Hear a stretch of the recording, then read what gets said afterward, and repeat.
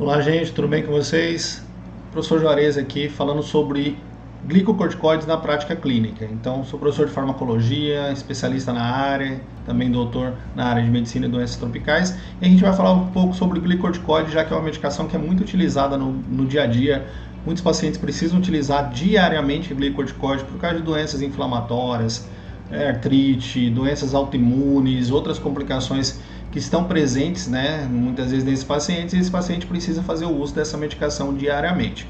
O que a gente precisa lembrar aqui na utilização do glicocorticoide? Muitas vezes o paciente é um paciente que já tem outras complicações, outras comorbidades, e uma delas é a doença de base, que é a hipertensão.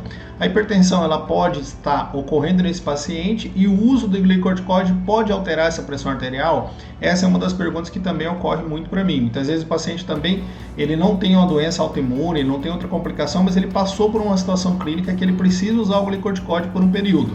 E ele é hipertenso. Será que isso vai alterar a pressão arterial do paciente? Então vamos falar um pouquinho disso hoje para a gente poder explicar esse processo. Primeiro, a gente precisa lembrar que o glicocorticoide tem sim um efeito chamado de efeito mineralocorticoide. O que é esse efeito mineralocorticoide? De retenção de sódio e consequentemente de água. Cada molécula de sódio que volta para o nosso organismo, que deveria ser eliminada pela urina e ela acaba voltando, traz com ela mais 4 moléculas de água e, consequentemente, isso aumenta o volume. Aumentando o volume, aumenta o volume de sangue, aumenta o volume da pressão arterial que o paciente pode estar apresentando. Então, o paciente que é hipertenso, ele pode sim, durante o uso do glicocorticoide, ter uma elevação maior, né? Uma elevação maior é redundante, mas ter um aumento da pressão arterial. Esse aumento da pressão arterial, ele está relacionado à retenção hídrica que essa medicação pode estar promovendo neste paciente. Um paciente normotenso, um paciente que não é hipertenso, um paciente que não tem outras complicações, talvez não tenha nenhuma dessas modificações, não tenha nenhuma dessa alteração. E ele vai passar batido, vai fazer o uso do glicocorticoide e vai passar tranquilo, sem nenhuma outra complicação. Mas o paciente que já tem uma pressão arterial que é mais descompensada, que não é bem controlada, talvez ele sofra mais e ele pode sim ter uma elevação da pressão. O que a gente sempre recomenda, tá? Primeira coisa, a gente precisa pensar que esse paciente ele vai ter uma retenção maior de sódio, então uma dieta com um pouquinho menos de sódio talvez possa ajudar de alguma forma a controlar melhor essa pressão. Ajustar a medicação também talvez seja necessário, mas a gente precisa lembrar que há um monitoramento. Como que eu faço esse monitoramento? Através do sistema chamado MRPA. Essa avaliação do MRPA, que é o monitoramento residencial da pressão arterial, ela serve para verificar se esse paciente está tendo elevação dessa pressão pelo uso da medicação ou por outro fator. E nesse caso é importante fazer esse monitoramento e eu vou mostrar depois em outro vídeo como faz esse monitoramento para esse paciente. É um acompanhamento que a gente chama de acompanhamento farmacoterapêutico. Mas eu também quero mostrar nesse vídeo aqui quais são as medicações que trazem menos repercussão, tá, sobre a pressão arterial. Quais os glicocorticoides que causam menor retenção hídrica e consequentemente alteram menos a pressão arterial. Então vamos lá. A gente tem aqui uma lista de 4 medicações que são mais interessantes com relação à pouca retenção hídrica que elas promovem, tá? A metilprednisolona, ela tem um efeito aí de 12 a 36 horas e ela tem uma retenção hídrica muito pequena.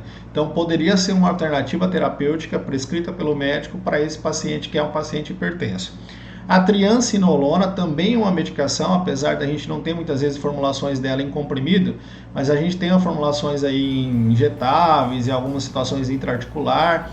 Então ela tem uma ação prolongada de 12 a 36 horas e ela praticamente não retém líquido, não promove uma retenção hídrica significativa. A dexametasona talvez seja a alternativa mais interessante, porque ela tem uma formulação em comprimido bastante eficiente, extremamente potente, ela é 30 vezes mais potente do que a hidrocortisona, só para ter uma comparação aí, né? A gente tem um efeito prolongado de praticamente 72 horas aí de ação e ela tem uma retenção hídrica muito pequena, uma retenção hídrica menor, então é uma droga que tem uma repercussão em relação a aumentar a pressão arterial de forma menos efetiva.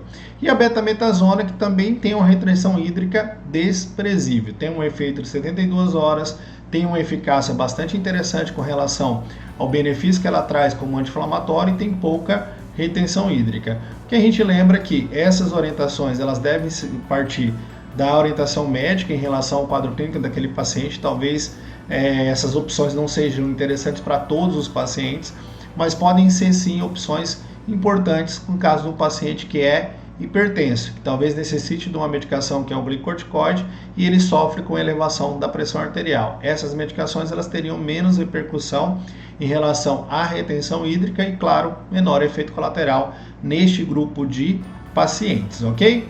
Fico aberto a perguntas. Quem quiser mandar alguma mensagem para a gente aí no nosso contato através do nosso canal, fala com a gente aí, deixa o seu like, não esquece de se inscrever, tem muita informação legal, você vai receber outras informações mais interessantes. Então acompanha a gente aí no dia a dia. Valeu, até mais!